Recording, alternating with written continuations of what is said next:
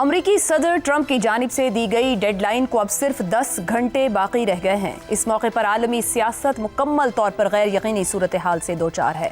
Trump ने फिर वाज़ेह अल्फाज में धमकी दी है कि अगर ईरान ने फौरी जंग बंदी, जौहरी हथियारों से मुकम्मल दस्तबरदारी और आबने हुर्मुज़ को खोलने के मुतालिबात तस्लीम न किए तो ईरान के सिविलियन इंफ्रास्ट्रक्चर को मुकम्मल तौर पर तबाह कर दिया जाएगा। उनके बयानात न सिर्फ सख्त बल्कि गैर मामूली हद तक जारहाना है, जहां वो एक रात में पूरे ईरान को ख़त्म करने, पुलों और बिजली घरों को तबाह करने और हत्ता कि ईरानी क़यादत को जानवर करार देने तक चले गए। ट्रंप ने यह भी कहा कि उन्हें जंगी जराइम की कोई परवाह नहीं और वो ईरानी तेल पर कब्जा करके माशी फ़ायदा उठाना चाहते हैं। दिलचस्प बात यह है कि उन्होंने अमरीकी अवाम की जंग से बेजारी को भी तस्लीम किया। दूसरी जानिब ईरान ने न सिर्फ इन धमकियों को मुस्तरद किया है बल्कि अपनी पोजीशन को एक जामे 10 निकाती फ्रेमवर्क में पेश किया है। ईरान का पहला और बुनियादी मुतालबा यह है कि उसे दोबारा हमले का निशाना न बनाने की ठोस जमानत दी जाए। वो आरजी जंग बंदी के बजाय जंग के मुस्तकिल खात्मे पर जोर देता है। ईरान लबनान में इजरायली हमलों के खात्मे, अपने खिलाफ तमाम अमरीकी पाबंदियों के खात्मे और अपने इत्तेहादियों के खिलाफ जारी इलाकाई लड़ाई के इख्तिताम का भी मुतालबा करता है। इसके बदले में ईरान आबनाए हुर्मुज़ को खोलने पर आमादा है।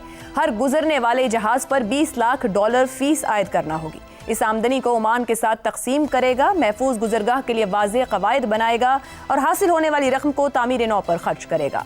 पाकिस्तान में ईरान के सफ़ीर का बयान इस बहरान में एक अहम सिफारती पहलू को उजागर करता है, जिन्होंने कहा कि पाकिस्तान की जानिब से जंग रोकने की कोशिश एक अहम मरहले में दाखिल हो चुकी है।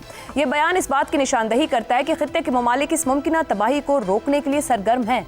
अगर एक तरफ ट्रंप की धमकियां गैर मामूली शिद्दत की हामिल हैं तो दूसरी तरफ ईरान के निकात एक मुनज़्ज़म सिफारती रास्ता पेश करते हैं। तहम तजाद यह है कि ट्रंप इन निकात को अहम मगर नाकाफी करार देकर मुस्तरद कर चुके हैं। यहाँ असल सवाल ये पैदा होता है कि अगर इन निकात को भी रद्द कर दिया जाए तो फिर जंग से निकलने का रास्ता क्या रह जाता है। ताकत के इस्तेमाल से पूरे खित्ते की एक ऐसी आग में झोंका जा रहा है जिसके असरात आलमी सतह पर महसूस होंगे। हकीकत यह है कि दोनों फरीक अपनी अपनी पोजीशन पर सख्ती से कायम है, मगर तारीख ये भी बताती है कि बड़ी जंगें अक्सर छोटे सिफारती मौक़े से भी टल जाती हैं। अब जबकि डेडलाइन के बाकी रह जाने वाले 10 तेजी से गुजर रहा है, सवाल यही है कि क्या कोई ऐसा सिफारती मोज़ा हो सकता है कि दुनिया एक बड़ी तबाही से बच जाए। इसी पर गुफ्तगू रखेंगे, मगर इस अब से कुछ देर पहले अमरीकी सदर ट्रंप की जानिब से एक बार फिर एक और बयान दिया गया है जिन्होंने ट्रुथ सोशल पर पोस्ट किया है, जिसमें वो ईरानी तहजीब को सफ़ाए हस्ती से मिटाने की धमकी दे रहे हैं कि पूरी ईरानी तहजीब मिट जाएगी जिसकी कभी वापसी ना हो सकेगी। वो कहते हैं मैं ऐसा नहीं चाहता लेकिन शायद ऐसा ही हो। साथ ही ये भी कि अब ज़्यादा समझदार कम शिद्दत पसंद लोग ईरान में सामने आए हैं, शायद कि कोई इनकलाबी फैसला हो जाए। ये दुनिया की पेचीदा तारीख के अहम तरीन लम्हात में से एक होगा। सदर ट्रंप का जहन, थॉट प्रोसेस, गुफ्तगू और अंदाज, बार बार इस पर बात होती है, लेकिन इस वक्त बात करेंगे उस सिचुएशन की जो ग्राउंड पर मौजूद है। गुज़िश्ता 24 से 36 घंटों में भरपूर हमले हुए हैं दोनों जानिब से, पहले ईरान पर और फिर ईरान की जानिब से जवाब भी दिया गया है। काफ़ी क्रिटिकल सिचुएशन ग्राउंड पर मौजूद है, इसी पर गुफ्तगू रखेंगे। पैनल में हमारे साथ हैं शहजाद चौधरी, जैगम खान और रज़ा रूमी साहब। तेहरान से हमें ज्वाइन कर रहे हैं ईरानी सहाफ़ी जॉन हुसैन। उनसे जानने की कोशिश करेंगे कि तेहरान में माहौल क्या है, क्योंकि रद्द-ए-अमल आ रहा है, वहाँ की आवाम भी ऑन बोर्ड है, जो कि सदर ने पोस्ट एक की है कि 14 लाख लोग रजिस्टर हो चुके हैं। तो गुफ्तगू का आगाज़ तेहरान से कर लेते हैं। जॉन, बहुत शुक्रिया हमें ज्वाइन करने के लिए। ये बता दीजिएगा सबसे पहले कि इस वक्त ईरानी रजीम में सुप्रीम लीडर, सदर, स्पीकर, IRGC, शूरा काउंसिल, निगहबान काउंसिल, जैसे जैसे हम तमाम लेयर्स को देखें फैसला साजी की, मुज़ाकरात, जंग बंदी, आबनाए हुर्मुज़, खलीजी ममालिक से मामलात और ताल्लुकात, क्या सभी एक पेज पर मौजूद हैं? क्योंकि कॉन्फ्लिक्ट हो सकता है, डिफरेंट ओपिनियन भी हो सकते हैं, दुनिया की या हर मुल्क की रजीम के अंदर ये ओपिनियन रहते हैं। वहाँ पर सूरत हाल क्या है? क्या एक ही तरह का ओपिनियन है, सभी एक ही पेज पर मौजूद हैं? बहुत बहुत शुक्रिया आयशा मुझे बुलाने के लिए। पेज़ेश्कियान साहब का जो ट्वीट था वो 14 मिलियन लोग यानी 1 करोड़ 40 लाख लोग आमादा हैं अमेरिका के साथ जंग करने के लिए। तो ये एक मेरी तरफ से क्लैरिफिकेशन और करेक्शन। दूसरा ये कि यहाँ पे कोई डिसरप्शन, कोई इस तरीके का केओस या कोई इस तरीके के डिसएग्रीमेंट्स नहीं है, ना IRGC और पॉलिटिकल ब्रांच के बीच में है, ना ही आवाम के इन दोनों ब्रांचेस के साथ हैं। ये हमें नजर आ रहा है कि शुरू से ईरान का जो स्टांस था वो एक ही रहा है और अभी तक स्टांस एक ही चल रहा है। जितने अटैक्स हो रहे हैं उनकी लिस्ट पहले से जारी होती है, सबको पता होता है। पॉलिटिशियंस जो है उसको अलग लैंग्वेज में सामने बताते हैं, IRGC जो है वो अपने लैंग्वेज में सामने बताती है, जैसा कि हर मुल्क की रजीम के अंदर होता है। तो ये जो निज़ाम है, इट इज़ वी नो कि इट इज़ वर्किंग कोहेरेंटली, क्योंकि अगर रिजीम चेंज होना होता या IRGC का कंट्रोल बहुत ज़्यादा होता या कुछ ऐसा होता तो वो अपनी पसंद का कैंडिडेट लाके बिठा देते, खातनी को बिठा देते, रूहानी को बिठा देते, किसी और को बिठा देते, या फिर खुद ही मार्शल लॉ लाके जो है वो काबिज हो जाते ईरान के ऊपर। लेकिन हमने ऐसा नहीं देखा, उल्टा उन्होंने आयतुल्लाह खामनेई के जो बेटे हैं मुस्तफा खामनेई, उनको वेलकम किया, उनको जो है उनके हुक्म को पाबंदी की उसके ऊपर। तो ये तो जो है वो बिल्कुल क्लियर नजर आ रहा है। दूसरा ये कि अभी Qom communication line bridge, Zanjan bridge, यायाबाद ब्रिज, तबरीज ब्रिज, इन सब सारे ब्रिजेस के ऊपर जो है वो हमले हो रहे हैं और तबाही की जा रही है। तो अमेरिका की तरफ से रिक्वेस्ट फिर भी कोई नहीं कर रहा कि अमेरिका जो है इस रीजन को खाली जाए और सपोर्ट करना बंद कर दे अमेरिका को इन अटैक्स के अंदर। तो सिचुएशन बिल्कुल जाहिर है सेंसिटिव है, और अल्लाह करे कि परमानेंटली कोई हल निकले। पाकिस्तान कोशिशें कर रहा है, लेकिन मुझे लगता नहीं है कि ऐसा सोल्यूशन जो है वो निकलेगा, क्योंकि हमले भी जारी हैं और साथ साथ जो आप रिस्पॉन्सेज देख रहे हैं वो तो नेटो की तरफ से उन्होंने तो मना कर दिया सपोर्ट करने से यूएस को।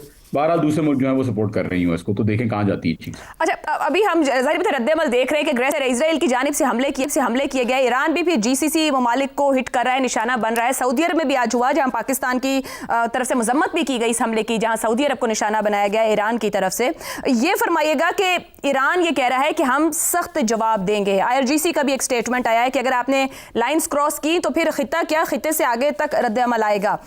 ईरान के पास मुज़ाहिमत के क्या ऑप्शंस है? एक तो वो है जो हम रद्द-ए-अमल के तौर पर देख रहे हैं, ईरान क्या पूरा जोर खलीज की तबाही पर लगाएगा? ईरान किस हद तक आगे जाने को तैयार बैठा है अगर ट्रंप जो कह रहे हैं कि हम तहजीब ही ईरान की ख़त्म करने जा रहे हैं?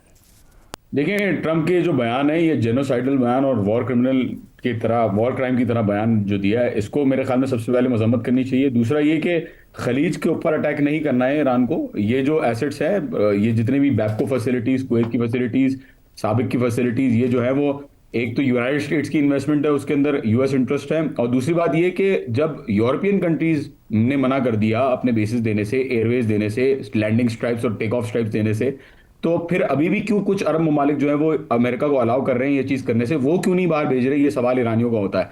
और हर जगह तो अटैक्स नहीं हो रहे। कतर के अंदर उन्होंने फॉर एग्जांपल अटैक नहीं किया, अजरबैजान के अंदर अटैक नहीं किया, टर्की के अंदर अटैक नहीं किया, ओमान के अंदर अटैक नहीं किया। अभी तो कतर के अंदर बंद हो गए, आप देख रहे हैं हमले। तो बात सारी ये है कि जो मुल्क सपोर्ट करेगा यूनाइटेड स्टेट्स को, बिल्कुल उसके ऊपर भी जो क्लियर है वो बयान क्लियर है कि उनके ऊपर, क्योंकि वो सपोर्ट कर रहे हैं तो उनके ऊपर भी जो अंधेरा ईरान के अंदर होगा वो तो उनके अंदर भी होगा। और अरब ममालिक से ज्यादा इसराइल के ऊपर जो है वो अटैक्स हुए। 65% अटैक सिर्फ इसराइल के ऊपर हुए, भले दुनिया जो भी कहे। और हमें नजर आ रहा है कि अटैक्स की शिद्दत इंक्रीज हो रही है। 23% यूएस के असेसमेंट्स खुद कहती हैं कि 23% इजाफा अभी तक हो चुका है हमलों में, जो पहले 2 हफ्ते में ईरान का था और अभी जो टाइम चल रहा है उसके अंदर 23% इजाफा हुआ है। तो बिल्कुल अरब ममालिक के अंदर जो ये फैसिलिटीज है उनको निशाना बनाया जाएगा, लेजिटिमेट टारगेट कंसिडर किया जाएगा, क्योंकि अरब ममालिक सपोर्ट कर रहे हैं अमेरिका को, और जो अरब ममालिक सपोर्ट कर रहे हैं उनके साथ ऐसा होगा। जॉन, ये कहिएगा, कुछ देर पहले जो JD Vance का भी एक बयान आया है, वो उसमें कह रहे हैं कि ईरान की जानिब से मुज़ाकरात में ताख़ीरी हरबे इख्तियार किए जा रहे हैं। कुछ मुतालिबात वहां से आए थे, कुछ मुतालिबात आपकी जानिब से सामने रखे गए। जो बातचीत जहां तक पहुंची, जिस फ्रेमवर्क पर बात हो रही थी गुज़िश्ता कुछ घंटे पहले तक, क्या इस वक्त भी उस फ्रेमवर्क को कहा जा सकता है इन कंसिडरेशन है, कुछ मुस्बत निकल सकता है? क्योंकि 9.5 घंटे बाकी रह गए कि कहीं ना कहीं अमेरिका को फैसला करना है।